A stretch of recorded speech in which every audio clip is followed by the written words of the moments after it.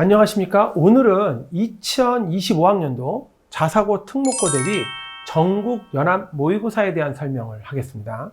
전국 연합 모의고사란 실제적으로 자사고나 특목고를 준비하는 학생들이 자신의 위치를 알아보고 실제 합격할 가능성이 얼마인지 알아보는 중요한 시험이 되겠습니다. 그러면 표를 봐가면서 실제 일정이 어떻게 나왔는지 알아보도록 하겠습니다. 여기 표를 보시죠. 보면은 저 위에 대상부터 보면은 초등학교 5학년하고 6학년 팀이 한 팀이 되겠죠. 그리고 중학교 1, 2학년, 그리고 중학교 3학년 이렇게 세 가지 과정으로 모의고사가 치러지게 되는데요. 날짜는 3월 16일, 그리고 나중에는 6월달, 9월달, 12월달 모두 실시할 예정이 되어져 있습니다. 시간은 3월 16일 날 오전 10시에 과학고, 오전 11시 30분에는 자사고하고 국제고 시험을 보게 되고요. 영역으로는 창의융합, 독서, 인성으로 총 4문항씩인데 사실상 소문항이 있어요. 창의융합도 4문항이지만 소문항까지 친다면 8문항에서 10문항이 되는 거고, 독서, 인성도 소문항까지 치면 8문항에서 10문항이 돼요. 그래서 실질적으로 16문항에서 20문항 사이에 시험을 보게 됩니다. 이 시험 시간은 80분이고요. 형식은 객관식이 아니라 단답형 또는 서술 논술형 시험이 되겠습니다. 유형으로는 전공적합, 학업 역량, 독서 역량, 인서 영역 이렇게 4가지 영역으로 모의고사를 보게 됩니다. 우리가 여태까지 알고 있었던 학교에서 배우는 국어, 영어, 수학, 과학 내용이 아니라 실제 기출되었던 문제는 전공적합, 학업 역량, 독서, 그리고 인성에 대한 내용이 출제가 됩니다. 실제 학업 역량 같은 경우는 예를 들어서 우리가 과학고를 준비한다라고 하면 수학이나 과학 내용이 들어갈 수 있겠죠.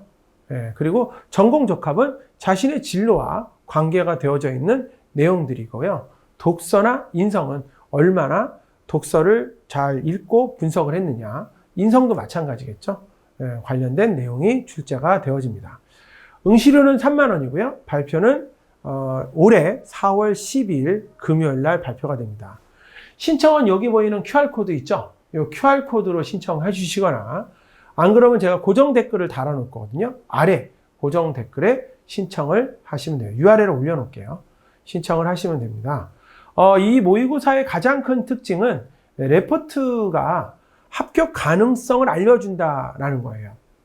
그래서 내가 어느 정도 합격이 가능하다. 뭐 예를 들어서 내가 상상고를 넣었는데 합격 가능성이 뭐 10%다, 23%다 이렇게 가능한 부분들을 알려준다라고 하는 것이 굉장히 큰 특징이라고 할 수가 있겠습니다. 또 하나, 이 중3 같은 경우 특별 프로그램이 있는데 9월 달부터는 진짜 모의 면접을 준비해야 되겠죠. 그것이 특별하게 프로그램으로 되고 있다는 것이 이번 공지사항이 되겠습니다. 주체는 자사특목고 입시전문 기업인 GMS 플렉스 입시연구소에서 진행을 합니다. 그럼 어떤 문제가 나왔고 어떤 식인지를 한번 우리가 그 실제 나왔던 기출문제들의 유형을 보면서 한번 생각해 볼 수가 있는데요. 실제 유형들은 이렇습니다. 지금 우리가 이렇게 문제를 해보는 이유는 사실상 의대가 정원이 많이 이렇게 확대가 되어지고 있다는 것이 뉴스에 나오고 있고요. 또 외고하고 국제고가 통합되고 있어요. 또 하나 이제 의대를 가기 위해서 자사고의 실적들이 많이 나타나고 있다는 것을 우리가 알고 있어서 사실상 이 자사고를 준비하는 학생 수들이 점점 늘어나고 있습니다. 그래서 이런 부분에서 취지해서 이런 전국연합 자사특목고 전국연합 모의고사를 준비하게 되었습니다. 자, 그러면 실제 문제 유형들이 어떻게 나오냐면 여기 표에 보시면 상상고 같은 경우도 보면 창의융합 면접과 인성 독서 면접에 공통문항의 2가지 제시가 되어져 있고 면접 준비 시간이 20분, 10분 이렇게 되어 있잖아요. 실제적으로 시험 문제를 주고 문제를 푼 다음에 면접 시간, 여기 뒤에 면접 있잖아요. 면접 시간에 가서 선생님께 설명을 하는 이런 형태의 시험을 보고 있어요.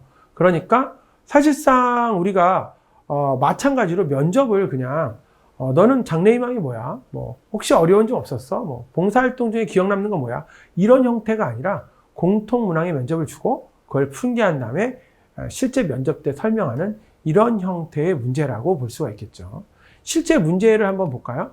문제는 요 상상고 문제 같은 경우는 검은 백조 내용이 나왔네요. 검은 백조는 도저히 일어날 수 있지 않을 것 같지만 만일 발생할 경우 시장에 엄청난 충격을 몰고 오는 사건.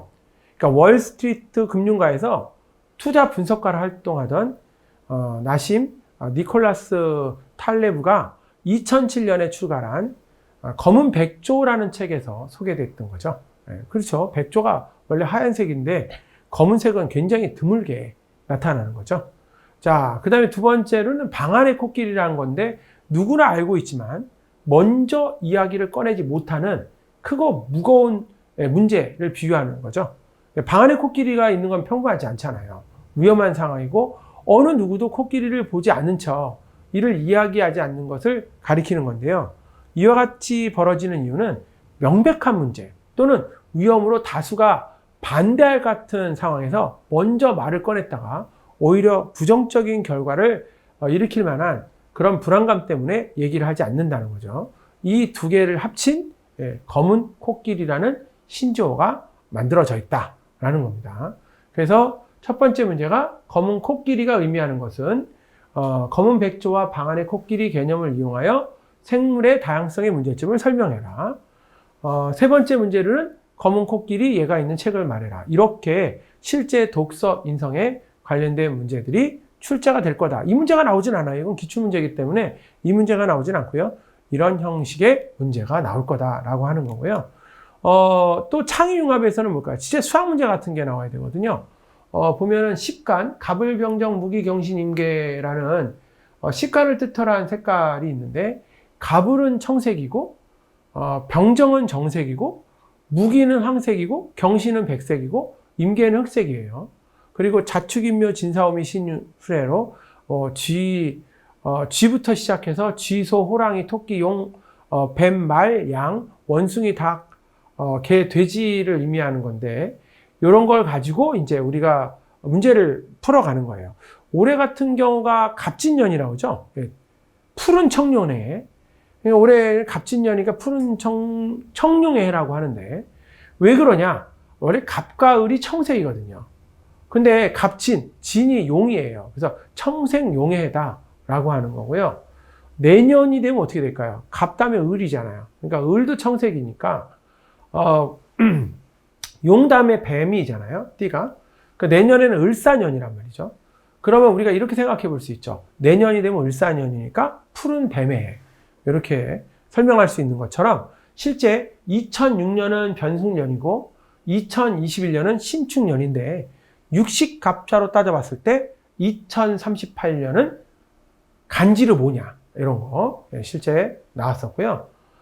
십간이 색을 나타내는 그 12지는 동물을 나타내는데 올해 2021년도가 신축년으로 백색 소해라면 2021년 이후에 가장 가까운 미래에 백색 호랑이에는 언제냐?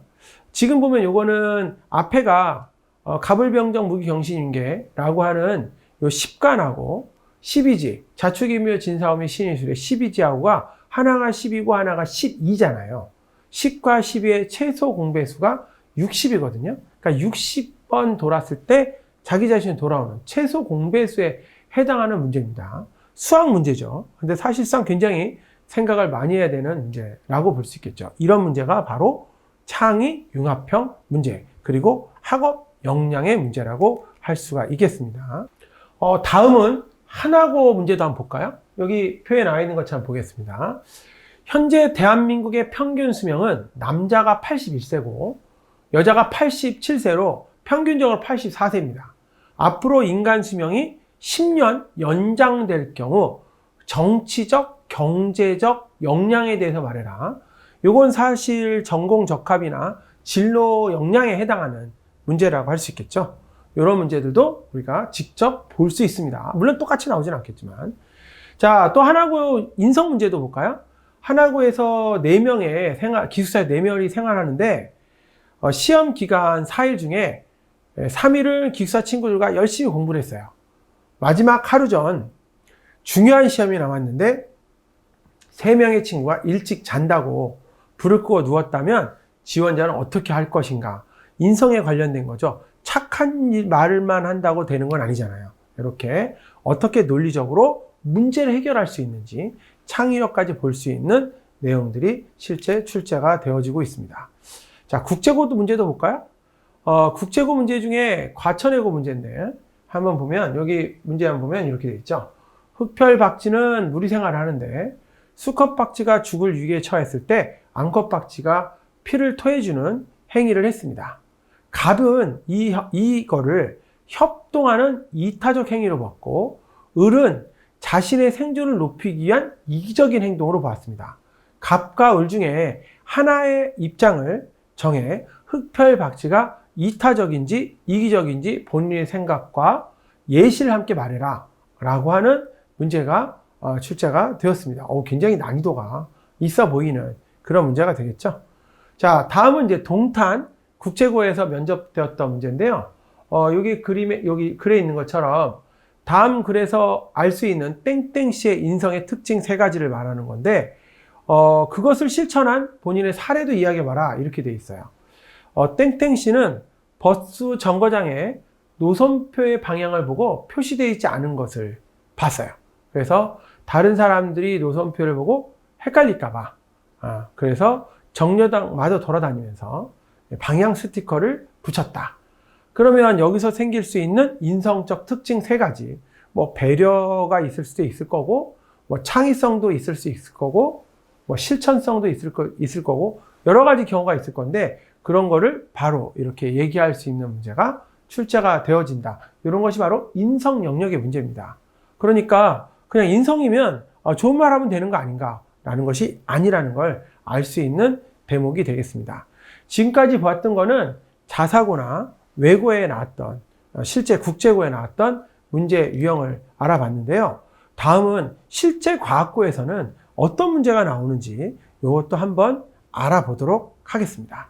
자, 과학고에서는 지금 표에 보는 것처럼 세종과학고에 나왔던 문제인데, 오른쪽 그림과 같이 사람의 혈액순환을 나타낸 것이고, 이것은 하나의 전기 회로에 비유한다면 그림 1과 2 중에 어느 유형에 해당하는지 선택하고 그 이유를 설명해라 라고 되어 있고, 사람의 몸에서 전원, 전류, 저항에 해당하는 것이 무엇인지 말해봐라 라고 하였습니다. 지금 보시면 아시겠지만 직렬이냐 병렬이냐고 하는 것이 그림에 나와 있었던 거고요. 저항과 전류의 전원에 해당하는 것은 아무래도 심장의 박동을 주어서 모든 것들이 이렇게 혈액을 주는 거기 때문에 심장이 전원이지 않냐, 이런 식의 내용들을 설명할 수 있는 내용이 되겠습니다. 자, 과학 문제인데 사실상 보면 선행을 많이 했던 유형보다는 실제 생활에서 관찰을 잘했던 친구들이 훨씬 더 좋게 받을 수 있는 내용이 되겠습니다. 자, 다음은 수학 문제도, 인성 문제와 수학 문제도 한번 살펴볼 건데요. 인성 문제는 이렇습니다. 이거 볼까요? 지원자는 그 학생들 ABC에 조별 실험을 하고 있는데 세종과학고 인성 문제예요. A가 다른 조원에 준비하는 것을 반복적으로 지적하고 수정을 요구하면서 전체 일정을 계획보다 늦어지고 있다. 이에 불만을 가진 B가 A를 제외하고 단톡방을 만들었습니다. 우리가 일상적으로 둘 다 있죠. A 같은 사람도 있고 계속 지적하는 사람도 있고요. B처럼 단톡방만 계속 만드는 사람도 있죠. 어쨌든 그렇다 만들었다고 치고, 이렇게 해서 둘이 어떤 게 되는가를 우리가 알아볼 수가 있겠죠. 자, B가 얘기했습니다. A 때문에 지친다. A를 빼고 우리끼리 남아서 실험하는 게 어때? 라고 말했고요. C는 한술 더 뜹니다. 그건 더 생각해보자. 만일 더 늦게 된다면 다른 조의 데이터를 우리가 살짝 베끼자는 거죠. 바꿔 쓰지 뭐, 이렇게 설명을 했습니다. 이 상황에서 지원자는 B와 A에게 어떻게 말할 것인가를 묻는 문제입니다. 당연히 창의적 문제 해결력을 묻는 인성 문제라고 할 수 있겠습니다. 난이도가 확실히 있는 문제라고 볼 수 있겠죠. 자, 그리고 표 한번 다시 보실까요? 여기 보이는 게 과학고에 나왔던 수학 문제입니다. 그러니까 실제 저희가 이번에 출제됐던 전국연합 모의고사는 실제 과학고에 나온 수학 문제는 이와 유사하게 창의적 문제 결력 또는 창의 융합형 문제 중심으로 실제 시험이 나오게 됩니다. 어떤 게 그러면 창의적 문제 결력이나 창의 융합형 문제냐라고 했을 때, 자, 문제 좀 볼까요? 여기 보니까 0005, 자, 디지털 시계로 0005분, 그러니까 12시 5분이라는 얘기잖아요. 거울을 딱 비치면 어떻게 돼요? 5가 2로 바뀌잖아요. 20시 빵빵분 이렇게 되잖아요. 거울로 비춰봤을 때 시간이 정확하게 나타나는 거, 그런 걸 말해라 이렇게 했거든요. 그게 전체 몇 시간이나 되냐, 이렇게 얘기를 했단 말입니다. 이렇게 창의적 문제 결력을 보는 실제 문제들이 출제가 되어지고 있고, 실제 이번에 연합 모의고사도 이 문제와 유사한 창의적 문제 결력에 해당하는 문제가 출제가 될 예정이 되겠습니다. 물론 과학고 문제도 창의적 문제 결력 문제로 수학문항과 과학문항, 그리고 인성문항, 그리고 진로나 독서문항도 출제가 되어집니다. 자, 다음은 실제 예상문제집은 어떻게 생겼을까요? 만약에 이제 준비를 한다면 예상문제집을 좀 구매를 하셔갖고 실제 문제는 이런 식으로 책으로 나와 있어요. 그래서 이런 문제집을 좀 사셔서 직접 풀어본다면 아마도 좋은 성과가 나오지 않을까요? 실제 문제는 우리가 일반적으로 알고 있었던 뭐 수학 문제나 과학 문제만 나오는 것이 아니라 진로 문제나 독서, 그리고 학업 역량에 해당하는 문제들이 출제가 되어지고 있고요. 실제 문제 유형들을 본다고 하면 여러 가지 다른 형태들을 볼 수가 있습니다. 자, 그러면 나중에 레포트가 어떻게 나오는지 한번 알아보도록 하겠습니다. 실제 시험을 다 치르고 나면 다음과 같은 이렇게 생긴 레포트가 여러분에게 전달이 될 건데요. 4월 달이죠. 내용이 어떤지 한번 알아보겠습니다. 여기서는 이제 채점을 특목고 준비를 했던 선생님들이 직접 수기로 채점을 하게 되고요.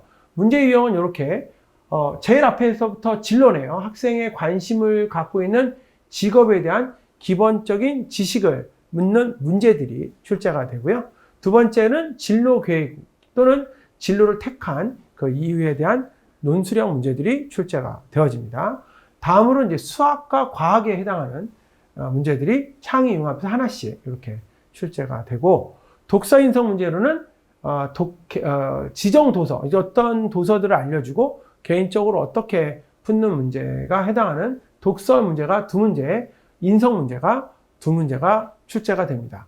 특히 인성 쪽에는 딜레마에 관련되어 있는 문제들도 자주 출제가 되어지고 있습니다.